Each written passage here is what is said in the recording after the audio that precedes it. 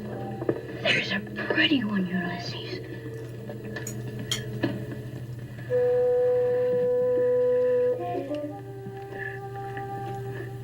There it is. Hello, BookTube. I'm Sean Breeze Books. Welcome back to my channel and another Friday Reads. I'm filming this at about 5:30 on Thursday night because I got a busy day tomorrow. Here I am. I have no particular personal news. Everything's going well. I'll probably have a bunch more personal news in a few weeks, but Kenji starts his job training later next week, which is earlier than we anticipated, so good for him. He's for sure chomping at the bit to start working, so that's good. And I think that's about it. But I had a really great, especially compared to the last one, but even just in general, had a wonderful biblioadventure last night at McNally Robinson's, a book launch for a novel that has been published by a mainstream Canadian publisher, and it's number 9 on the Canadian bestseller list, all of which makes me suspicious because I'm such a snob. Oh, if it's not by an independent press, small press or something. It's not obscure, but I am completely fascinated to read it. So this is one of those bestsellers that might be actually worth reading. I have high hopes after the wonderful book launch event I attended last night. It's called Finding Flora, and the author is Elinor Florence. And I don't know, it came out maybe a few weeks or a few months ago. It is set, I think, in 1905 in Alberta, and it's about a single woman who is a homesteader, and it's based on historical research. So there were a few of them. There were actually laws that, and for those of you who are not from, like, the North American West, you might not even know what homesteading is, but that's where the government gave you free land if you made a certain few improvements over the first 3 years. It might have been a different timeline in the U.S., but basically if you did a few improvements, turned it from grassland or whatever into farming land and built a house and whatnot, it was yours to keep. My great-great-grandfather and my great-grandfather were both homesteaders, came from Ontario to Saskatchewan. Lots of people came from Europe, the UK, and from Eastern Canada, and took out homesteads, and that's how Saskatchewan, we planted ourselves down on stolen land, so let's not forget that. That's very important, and that's the reckoning that we are called upon to do if we're going to move forward as a reconciled national culture that includes Indigenous voices. In fact, I would say we need to turn all the power and all the governing over to them because we have made a complete mess of things, and they would probably get us all straightened out. But I digress, only slightly, because this author, Elinor Florence, has Métis ancestry, and there are Indigenous characters in this novel. There's also a lesbian couple. She says there was a pair of spinsters that lived in this town. What was it called? I think it was called Alex, Alberta. It was named after one of the daughters of one of the first settlers. I think it was called Alex. It is a place. And there were a couple of single women that lived together, and they were described as having a Boston marriage, which, if you know anything about lesbian history, that's the relationships that spinsters in the Boston area, apparently, but not only there, formed. And were they sexual relationships? Were they lesbians? That's open for debate. And does it really matter? The avowals and disavowals are part of the history of queerness, so they matter in that sense. So there's those characters there. It just sounds fascinating, and I had never heard of her. This happens fairly regularly because I was out of the country for more than a decade, but I'd never heard of Elinor Florence. She was a journalist for years and has just started writing fiction maybe in the last decade. This is her third novel, and like I say, it's a bestseller. I am really looking forward to reading it. I did meet her and vaguely discussed getting her on my channel at some point, but I certainly enjoyed hearing about this novel, and you'll be hearing more about it on my channel in due course, and if any of you have read it, please weigh in on the comments. I went there with my good friend and patron, Kathy, who's been my mystery guest and was part of that fabulous Jane Austen colloquy, Ostinacious, recently, and Sharon Butala. Mum would have loved it, but she's at the farm this week, so she wasn't there. But, just a great time. I have been living and breathing Sharon Butala this week. How lucky am I? I'll have more to say about that in just a minute. So that's my biblioadventure-ish personal check-in.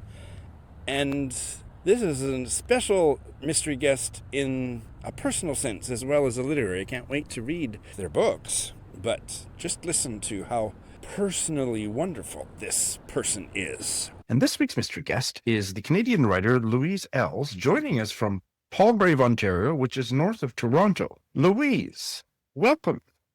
Thank you so much. I am delighted to be here.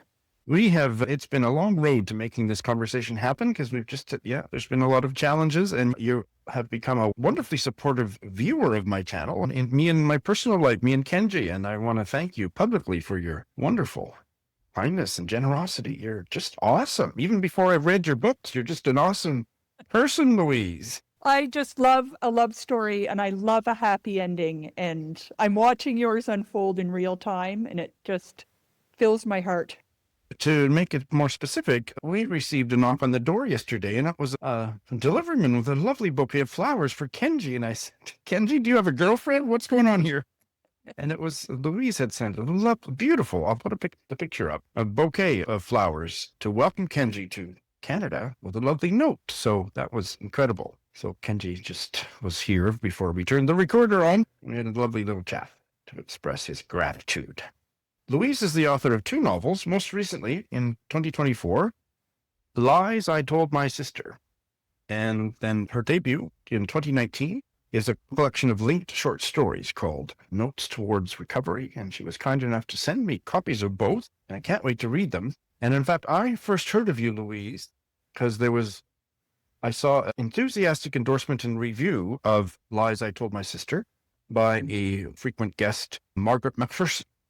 Yes. They both sound amazing. Let's start with Lies I Told My Sister. Please tell us about this novel. Well, and even before that, here's the cover again. I'm going to put the cover gift on the screen, and I believe you're wearing your cover. I am. So did the cover illustration come from the dress, or did the dress come from the cover illustration? The dress came from the cover illustration. When my first book debuted, I struggled a lot with what to wear to readings and things, and I thought there should be a uniform. And so now I've created this uniform, and this is what I wear to anything book related. That is wonderful. And is it easy to find someone that's going to make you a dress with a certain image on it?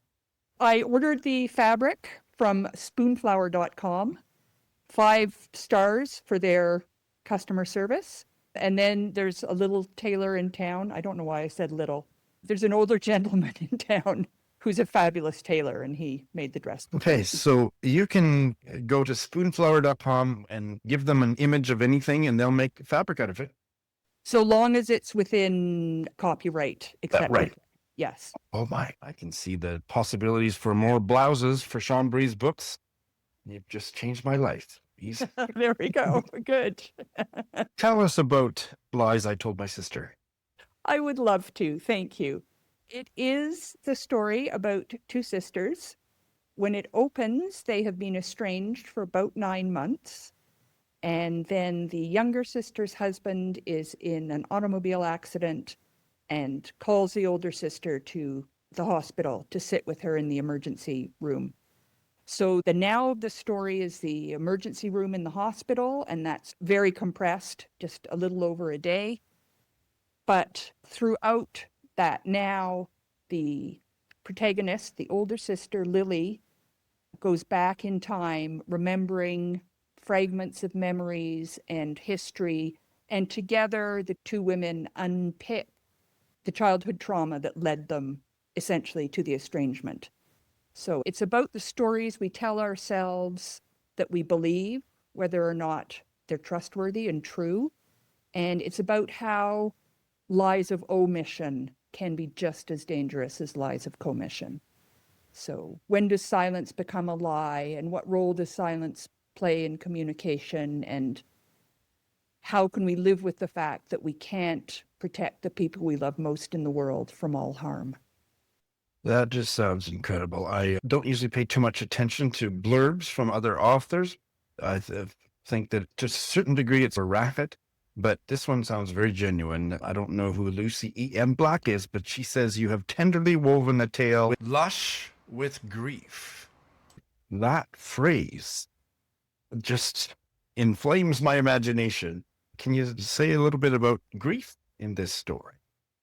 Yes. In many ways, this novel is the continuation of an exploration I started in my linked short story collection, looking at loss, all sorts of forms of loss, and how everyday people deal with that loss.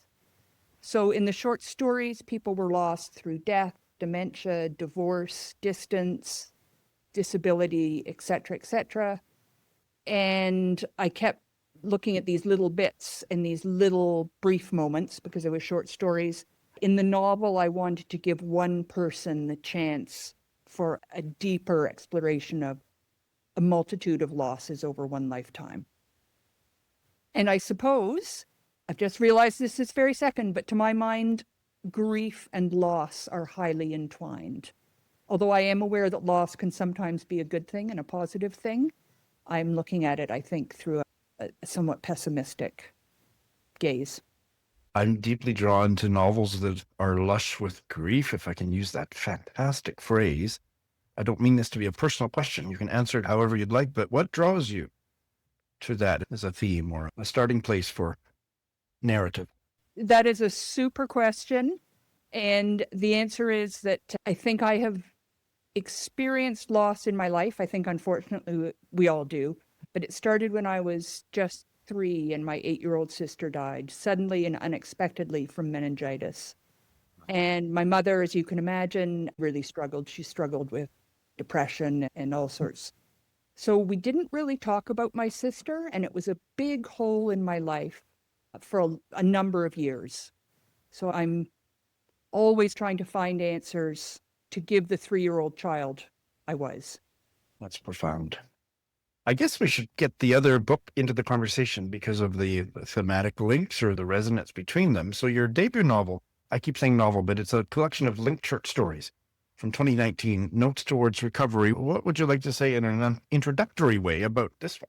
I would like to say that I wrote it as part of my PhD dissertation at Anglia Ruskin University in Cambridge. So I wrote this collection of short stories, and then I did an academic corpus study of Alice Munro's work. We didn't know then what we know about her now. I looked at Alice Munro's short stories, and she is a relentless reviser. If one of my stories were published in the New Yorker, I would think that it was done, it was finished, it was complete. Munro revises short stories that are being published in the New Yorker before bringing them together as a collection. And so I looked at that. I decided what I thought perhaps some of her editorial techniques and revision techniques were, and then I applied those to this collection of short stories. So I'd really like to say I spent 4 years and I read every single word many times, and it was such a golden opportunity to have that length of time to write something. So I think I'm rambling here, sorry. Oh, this is fascinating. So let me see if I got this straight. You studied her revision strategies or the certain things that she did in her revision, and then you very consciously attempted to, imitate's not the right word, but to employ those same ways of revising to this collection of short stories. Yes.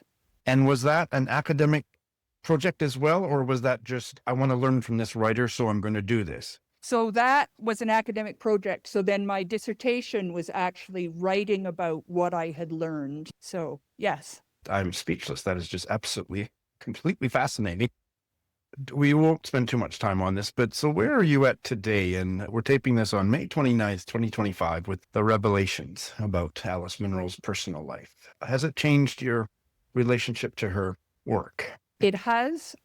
I think it will change everyone's relationship to her work for the next, certainly, several decades, until there are new readers who come to her not knowing her backstory. I'm actually giving a talk in Ireland at the International Conference of the Short Story in English in June about teaching Munro in this age of cancellation. Wow. I have lots to say. I have lots to say about my relationship with her work, some of my thoughts, the things I do know, the things I will never know, the things I suspect. But I would just like to say her words on paper remain extraordinarily powerful. The stories have not changed. It's only my reading of them. My immediate reaction was, I'm never going to read her again. I'm going to burn my copies of my autographed copies of her work. I'm just blah, blah, blah. And I have moved from that to a place where I haven't picked up one of her books since, but that I will return to and continue to read her, but my reading will be deeply affected by this. I'm not going to stop reading her. So, about this talk you're giving, is it going to be on the internet? Will it be published somewhere? I'm sure that half the people watching will desperately want to see it or read it at some point. Come to Killarney. Please come to Killarney. We'd love to see I you. would love to. But do you know if it's going to be videotaped or anything? I don't know, but I will keep you posted. You'll keep me closely informed. Wonderful. Good luck with that. That sounds incredible. Thank you. I probably should have started my questions about the debut with, so it's a collection of linked stories, and what's the premise? You've said loss, and the spaces around loss, I'm now reading from the back cover, are the predominant ambience, should we say, of the stories? Is there more that you'd like to say to introduce Notes Towards Recovery? Yes, it is very much a Canadian collection, I believe, even though it was written whilst I was living in England. So it's... You were living in England so long that you actually said whilst. So it's a fairy tale version of my childhood Canada in many ways. Okay. And what in you or in the process of creating this made it into a collection of linked short stories rather than unlinked short stories on the one hand or a novel on the other? That is a really interesting question. Thank you. It started as a novel. One of the short stories started as a novel.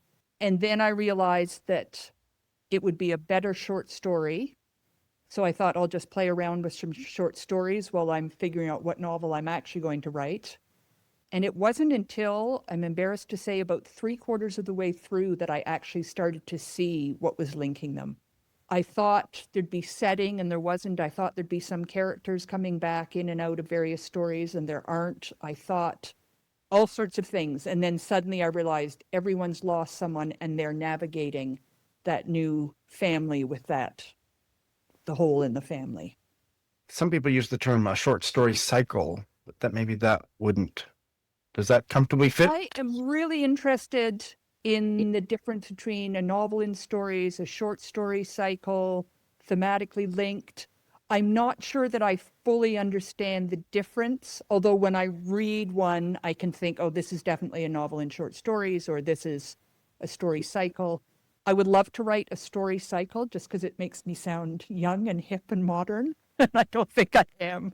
If you don't know the difference, I feel a lot better about the fact that I've never been able to articulate the difference, but I'm fascinated by that form.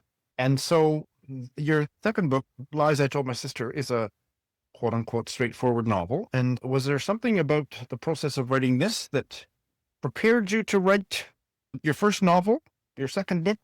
Or what made you write a novel rather than another collection of thematically linked short stories? I started it when I was at the Hawthorne Writers Retreat residency fellowship. It's a castle in Scotland and they feed you and they do your laundry and all. It's Wi-Fi free. There's a cone of silence after breakfast until cocktail hour. And all you can really do is write. It's incredible. So I had gone with a beautiful plan for my next short story collection. I still have the plan. The short stories may happen one day. But at breakfast the first day, someone said, Louise, don't go in firing all cylinders. You've got a month. You should play for a bit. And I thought, okay, I'll give myself permission to play. I'll start with this idea that I've been thinking about. And I wrote 5,000 words a day for the entire month. And I had a very rough first draft at the end of that month. So it hasn't been out quite a year. I feel like I can get away with this question with you, just the vibe here. Are Lily and Rose, are they talking to you? What's your relationship with them now that the novel's out in the world? Are you still in some kind of a relationship with them? I am. I'll never abandon them, but I am working on another novel. So Kate and Janice are perhaps a little closer to my, yes, Kate, Lily, and Rose now. Have readers asked you about a sequel? Have you considered a sequel to Lies I Told My Sister? A few people have said that it finishes with not all the loose ends tied up in pretty... I love that kind of an ending that doesn't tie up all those loose ends. Real life, I think. It's real life. But no, I think their story has been told, and I think I'll move on to other stories now. Just before we turn the recorder on, you gave me a couple minutes of the geographical narrative. Can you redo that? Because that was incredible. You have been all over the place. Yes, absolutely. Very itchy feet and super, super lucky. I really am very lucky. I was born in a big house by the Ottawa River in Deep River in northeastern Ontario, and had what I thought was a perfect childhood. Then I took a gap year after grade 13. I should mention that I really struggled through high school, so it wasn't really university material at that point in my life. My gap year I spent at the Cordon Bleu in London, England, earning the Grand Diploma, which is why I love food and eating and cooking so much. Cordon Bleu is a French chef school or something, is it? Yes. It's not just a dish on a French menu. No, it's a school. It's a full intensive year of Oh, being in the kitchen. Yes. So then that was the end of my gap year, but I stretched it for another 6 years and I bummed around Europe. I worked at a hunting fishing lodge in Scotland. I worked as a chalet girl in France. The great thing is that with a Cordon Bleu diploma, oh, hi, Mickey, you can walk into any kitchen anywhere and get a job. So that's what I did. Let's see. Then I went back to Canada and finally went back to university. I went to Glendon College at York here in Toronto. Then I moved to the Caribbean for 12 years. Then I came back here to Canada. Then I went to England to get my master's at Bath Spa and my PhD in Cambridge, and have since returned to Canada. And here I am. holy smokes. You've been to all the great places in the world except Saskatoon, so we're going to get you out here as soon as we can. Wonderful. Wonderful. How, if at all, does your experience as a Cordon Bleu trained chef inflect your fiction? One of my editors, actually probably more than one of my editors, who read the sort of second or third draft of Lies, wrote me a lovely note and said, Louise, they eat far too much. And I think what she really meant was these scenes are not moving the action forward. They can't just sit and have a cup of tea for the sake of having a cup of tea, and you can't show off that you know how to make some fancy dish just because you know how to make some fancy dish. So I had to cut out a lot of food scenes, but they're in there. All my characters. To eat, that's a lot of foodie characters. And so how long have you been back in one place? And do you think that you're going to stay put for a while, or are your feet still a bit itchy? Still a bit itchy. So I came back to Canada and lived in North Bay, but I have recently moved to Palgrave, north of Toronto. I think I'll stay here, but lots of traveling over the past few years and lots of traveling ahead. So we should say parenthetically that Palgrave is the setting for a short story that was published as a chapbook by André, Alexis, and I had a giveaway of, I think, 5 copies that I got from my local bookstore. It was the first anything I've read by him. It's called Winter or a Town Near Palgrave. And it was published, I can't remember, maybe 3 or 4 years ago. And you are aware of it, haven't read it yet, but I hope you do and that we can talk about it. Yes, that would be lovely. I think I'd vaguely heard the name of the town. Is it a town, a city? Very small town, surrounded by farmland. Blink and you'll miss it. One of those southern Ontario towns that you can drive through without noticing. It doesn't even merit a Tim Hortons. Oh, it's got that going for it. station. And blink and you miss it. I grew up in a village. Not in the village. I grew up on a farm near a village that when everybody's home has a population of 150 people. So I think probably it's smaller than Palgrave. Yes, it is. I'd like to hear a little bit about Louise the Reader. What have you got to tell us about for recommendations? I have chosen some favorites in Great. each of the genres that I tend to read. So starting with short stories, Peacocks of Instagram, and I really don't want to mispronounce the author's surname. I should have practiced, but I'll just read the title. And then in poetry, a favorite, These Wings by Kim Fawner, a Sudbury poet. Oh, Fabulous. Is there time for me to read you one of my favorites? absolutely. Backward glance and forward movement. 1. Backward glance. With snowshoes, she says, you can't get lost. Go to the bush. Explore. Follow the footprints. We venture through the woods, over hills and edges that emerge like lurking icebergs. The spare valley and dip of northern land. Above us, a raven, and a few spare crows chant choral. How this works. Trust your steps. Float. Do not sink. You can't get lost. The words ring. You can't make a mistake. Left or right, over highest ridge or down near the stream that burbles under ice. Return to yourself in the end. 2. Forward movement. I push aside a branch of birch. It bends, willing, swings as I passed. No footprints to follow, here in the snow, in the midst of a January storm. Forward movement isn't simple. Slide down the hidden rock. Struggle against gravity, against the slide into something new. You will hurt. Do this. Take a breath. Lean in. One breath in, one out. Again, again. Oh, wow, that's powerful. I am also reading a novella by a Japanese author. Again, I don't want to... I can pronounce that one for you. Days at the Morisaki Bookshop by Satoshi Yagisawa. And it's lovely. It's a quick read. It's about a young woman who's at a crossroads in her life and discovers the power of books to heal. So just fabulous. And one more, Your Roots Cast a Shadow by Caroline Topperman, who I spent the weekend with at a writing retreat in the French River. And this is a memoir and investigation into her family's history. I've only just started it, but it's fascinating. Our reading tastes seem like they overlap quite a bit, so I'll going to be checking those out. Now, correct me if I'm wrong, but Latitude 46 is your publisher, right? That is correct, yes. And didn't they also publish Making Up the Gods by Marian Engel? Yes, they did, yes. And I've had the great good fortune of spending time with Marian. Oh, you're so lucky. You may know, I just published a full-length interview with her about Making Up the Gods, which is one of my favorite novels of recent years. I loved it with all my heart. I would highly recommend her memoir too, which came out sometime previously about her mother's life with dementia. Absolutely. And is it not a memoir in essays? Yes, it is. Which I'm fascinated by that form too. So yes, I will definitely be getting to that. Louise, I could talk to you all day. You are just effing incredible. Can I put it that way? Once I've had a chance to read one or both of your books, I'd like to have an in-depth conversation, have you come back. And my mind's already going into high gear about thinking of other excuses to have you come back. So in other words, I hope you'll come back, Louise. I would love to. I would love to. Thank you.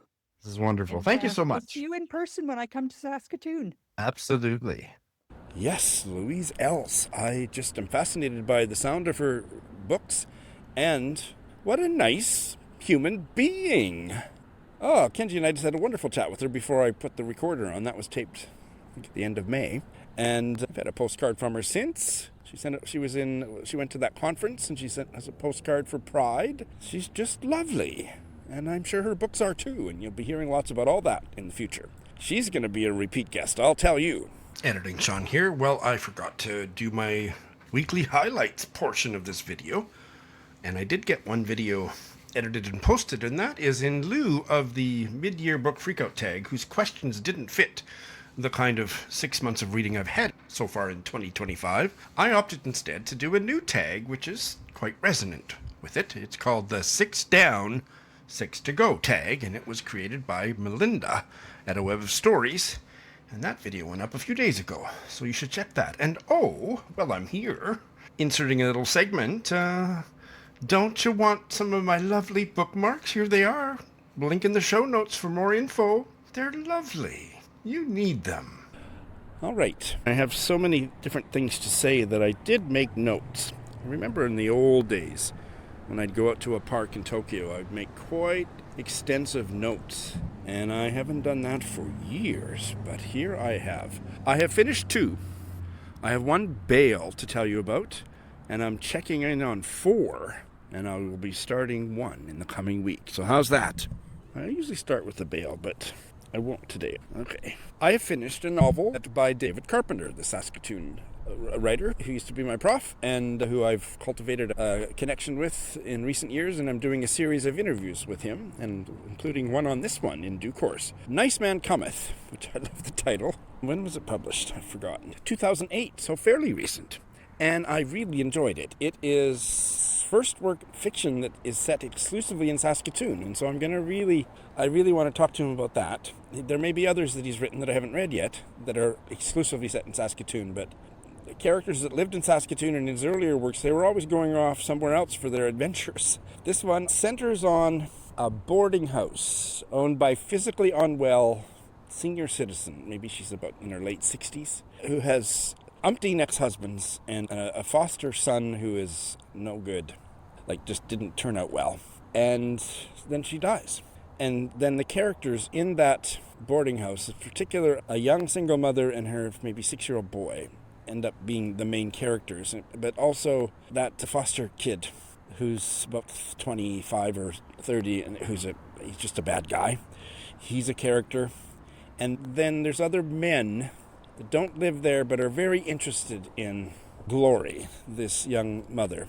And she is a real catch. She's beautiful and she's very sweet and she's a good mother, and she has been wronged by men, including one who's a DJ, who's another main character.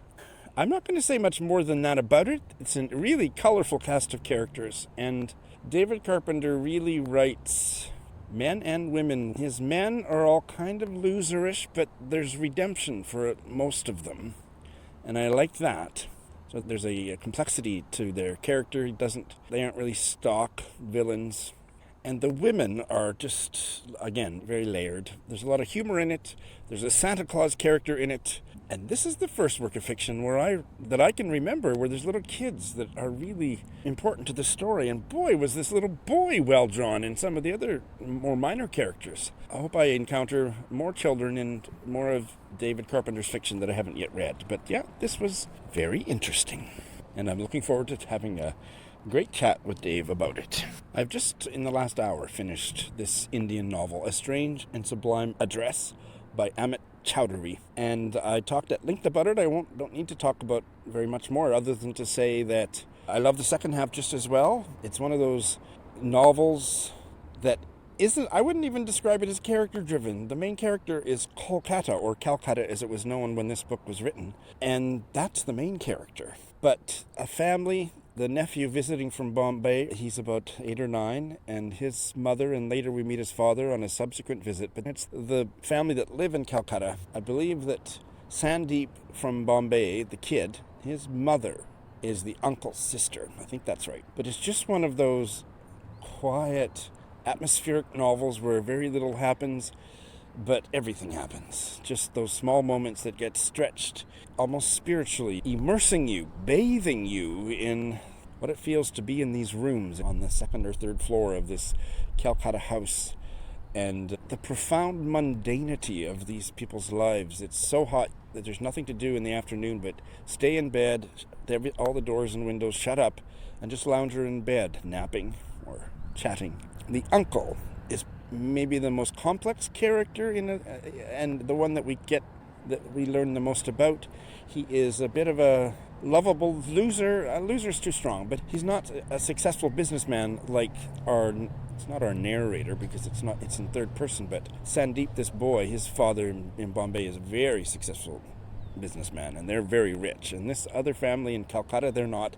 And the uncle he was really interested in politics when he was younger, and then he dropped all that and he got into business, but he's never really been successful, and he drives a beat-up old jalopy that barely runs. And then he has a health crisis near the end, and there's nothing to spoil, really. I guess I can say he doesn't die, but it's the impact of all that on these small moments, the ripples in the consciousness and the way that through the kid's eyes and through other characters' eyes, the dailiness of their lives is briefly transformed by this family emergency. I'm going to leave it at that. I don't know if there's 2 more novels that were brought out at the same time, and in Joe's copy, it's all in one book, so I don't know if it's a series, if we're going to continue with these characters. I don't care, although I'd love to read more about these characters, but if it's a completely separate novel with a new cast of characters, I'm here for it. But this was not strange, but utterly sublime. I loved it with all my heart, and I made a little bit of a fuss last week about thinking there was a few too many similes. And I think I just needed to say that out loud because I never noticed it in the second half. An unqualified 7-star read. All right, so The Bail, I'm not even marking it as a bail. I didn't even put it on Goodreads as having started it. But I listened to about 12 minutes of the audiobook I told you I'd be starting. These Letters End in Tears by Musih, Tedji, Xaviere, a Cameroonian lesbian novel. And this is just a personal thing for me, but when a novel opens and the main character is just, and I'm going to use the term, although it's maybe rude of me to use it, but I'm going to say when the main character just starts whining at me in the very first sentence on the first page, the main character probably has every right to want to complain, but I just can't handle it. I cannot read stuff where I'm just, I've said this before years ago, and I'll say it again. It's one of my lines. I'm going to trot it out again. It's still true. You got to buy me dinner first. Set it up. Immerse me in who the characters are before you just start moaning about your life. I can't handle it. I don't like it. So I just stopped it. So that happened. I'm going to check in on 4 really great books. Oh, goodness. This is going to be fun. I'm now about 40 pages into Standing Heavy by Gauz, translated from the French by Frank Wynne. And I'm loving this. This is not a typical Sean book, and I had comments from people that didn't get on with it, and I could see that it wouldn't be for everybody, but oh boy, am I ever enjoying it. It's focused on African immigrants in Paris, and they get hired en masse as security guards for shishi department stores and whatever. It opens with a scene where they are hired en masse, and then we get about 10 or 15 or 20 pages where we get to know 2 of them that live together. I'm pretty sure that's right. They're roommates. There's 7 people sleeping in this one-room apartment or whatever, or dormitory or whatever it is. But there's 2 of them that we get to know a little bit. One of whom, his mother, has worked her way up to a management position at the department store where he is a security guard, or is it the one across the street? Anyway, and that was really quite lovely. And then we go, and maybe it's that same security guard, but it's not clear. But we get these really lovely, thoughtful, humorous, sometimes quite sarcastic observations of department store, department store culture. Observations, one paragraph with an enigmatic, often humorous title of his observations, what he sees on his shift. I'm going to read, rather than say much more about it, I'm going to read 2 that I was particularly struck by. It's Roz and Katja together that are hosting this Reading the Globe in 2025, and that's why I'm reading it. And apparently it was Katja of Page Turners with Katja that started it, and Roz is co-hosting. And it's the selection for July. There'll be a live chat next weekend, I think. Anyway, let me read you these 2 standalone paragraphs just to give you a taste. One's on page 28 and the other is on the next page, and the first one is called Revolution. So I guess what you have to know, it's made obvious in this paragraph, is that the shishi department store where the security guard is working, it's connected to architecturally or beside the Bastille. I don't know enough about French architecture to know if the Bastille is still extant, but anyway, it's in that area. So that will help this make sense. Revolution. These days, it is agreed that only 7 haggard prisoners were languishing in the Bastille on July 14, 1789. In other words, there was hardly anyone to liberate. But history favors symbols over facts. Were it staged today, storming the Bastille with its serried ranks of luxury shops would liberate thousands of prisoners to conspicuous consumption. And on the next page, iPhone. I love this so much. A young girl tries on a pair of glasses and studies her reflection on her iPhone set to FaceTime. Next to her, there is a floor-to-ceiling mirror. In fitting rooms, girls try on outfits and use their iPhones to photograph each other from every angle. They then gather around the screen to discuss their choices. The pixel has gained ascendancy over the retina. I did a shoddy job of checking in because it just slipped my mind. I had so much to say last week and I didn't have notes. So I have now read maybe a third of Sharon Butala's forthcoming memoir, How to Breathe Water, coming out in early September. This is a buddy read with Heidi of My Reading Life. And I'm going to be interviewing Sharon about it next month so that I can have the conversation edited and ready to post on her pub date. And I'm really enjoying this. She's covering a lot of the same ground, but with a, how do I put this? With a new level of candor. And when you read Sharon Butala, any of her nonfiction work, any of her memoirs, you don't think, oh, she's holding stuff back. You never feel that. But she's got more to tell you in this one, and it is powerful and absolutely fascinating. So the structure is loosey-goosey in a way that I think really works. In about just after COVID, or maybe at the tail end of COVID, she went on a car trip with a friend of hers who she doesn't identify other than that it's a younger, somewhat younger novelist. So when this car trip, is car trip the right word? Like it's a week-long car trip around Western Canada with a younger Calgary-based writer who she doesn't identify. And I'm deathly curious, but I will never ask her. And they end up kind of accidentally, but kind of by design, visiting the places that Sharon has lived in her life. And so that's the organizing principle, as is her wont memoiristically. Sharon, in a way that I've never seen another writer do so powerfully, brings in the historical, the cultural, the archaeological. And her lived experience swimming through those waters is just awesome. And there's these personal revelations that just make you sit up and shake your head. Oh my God, that happened? And so, how do I put this? It's more of the same in the absolute best way. And there are things in there that maybe I don't necessarily agree with, or I have a slightly different opinion on. Some things about colonial Canadian history or whatever. And I know her and know that I could have a conversation with her about that. And she just loves, I envision her offering this to the world and wanting people to challenge, to answer back, to discuss it with their loved ones. And it reads like a call to live in whatever corner of, I don't mean something so trite as bloom where you're planted, but to live with a consciousness of the various levels of existence that are shaping you and propelling you forward or keeping you stuck or whatever. I'm not going to try to say anything more because that one was a bit of a torturous sentence. Just okay, Sean, cool it. I'm really enjoying it. I'm not finished yet, and I already recommend that you pick it up. I would say don't start with this one. I think this one would have more impact if you've read some of her other memoirs first, and the obvious place to start with Sharon Butala in the memoir department is The Perfection of the Morning. And then the one that I just read 6 weeks ago or something is the second one that I've read, but there's another one, so there isn't really a sequence. But the second one that I've read is Where I Live Now.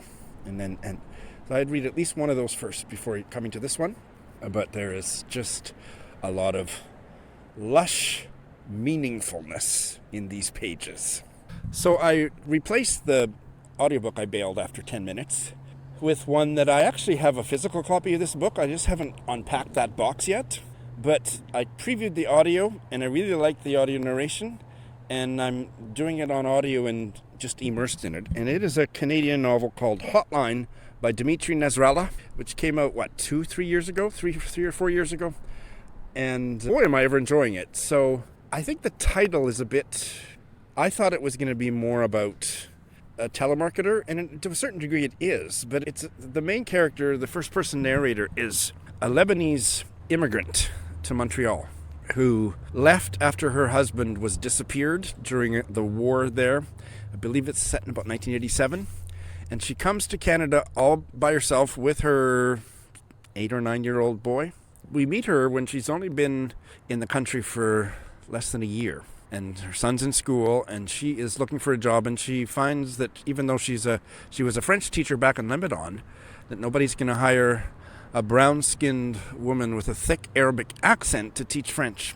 So she has to give up on that, at least at this point in the story. And she accepts this job as a telemarketer. And it's more than just a telemarketer. It's for a diet company where they send you the food in boxes they eat to lose weight. It doesn't sound like totally a quackery type of outfit, but I'm reserving judgment on that. So not only does she, I think, make cold calls to sell to people, but then she follows up with them, I think, on a monthly basis. And so she starts to form, because she's just a naturally compassionate person, she starts to form meaningful relationships with her clients who are all white, Montrealers, presumably. There's certainly none of them are immigrants that are in the story so far. And they have first world problems, but the problems that our narrator doesn't poo-poo or judge, but she actually helps them with. And those are the personal problems that are causing them to overeat. Grief, loneliness, and all that stuff.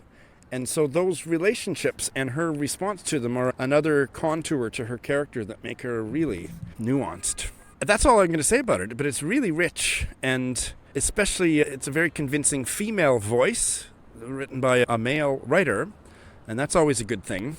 I'm halfway through and eager to continue and tell you my final thoughts later on. And last, I have started reading this one to Mary Jean. This one was on audio, so I could have done it on audio, but I wanted to read it to Mary Jean, so I'm the audio narrator for this one. And this is, as I told you last week, Crooked Teeth, a queer Syrian refugee memoir by Danny Ramadan, who is a queer Syrian-Canadian author and advocate for LGBTQ plus refugees. And he was my mystery guest. I have read his most recent novel, The Foghorn Echoes, and loved it, and now I'm reading this, and this is really powerful. I'm just 30 pages in, so I'm not going to say too much about it, but he starts with a beautifully written, direct challenge to the reader on not how to read the book. He's not doing that, but he is telling you how not to read it. Don't read it with typical first world, gooey sympathy. And there's a lot more to his instructions about don't you dare read it this way in that introduction that just really, wow.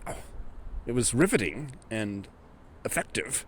And now we're into the story, and it starts with him as he's about 5 years old, and he is living in a multi-generational family home in Damascus with an unhappy mother and with his paternal grandparents, and his dad is pretty much absent, I think the military and also with a job, and it's just setting up the family dynamics. And then by the second chapter, their house has been marked for demolition to build a bridge, so they have to get out, and it's been in the family for 300 years.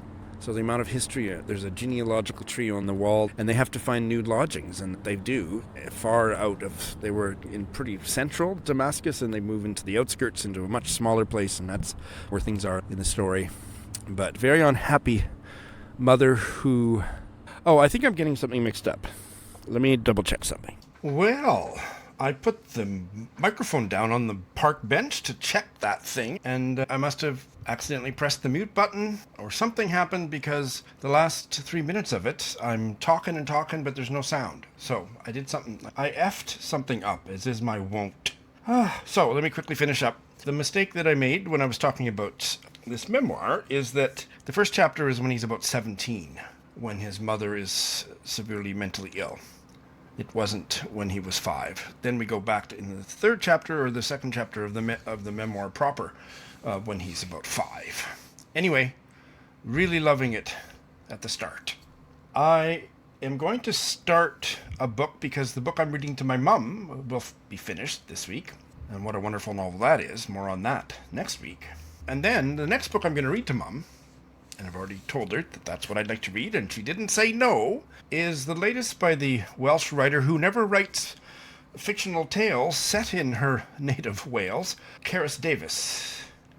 And this one, I don't even have the title in my head, but here's the cover gif, and it's set on, I think, a Scottish island. It's supposed to be really good, so I'm going to start reading that later next week. And that's all I have time to say. Thank you so much for watching.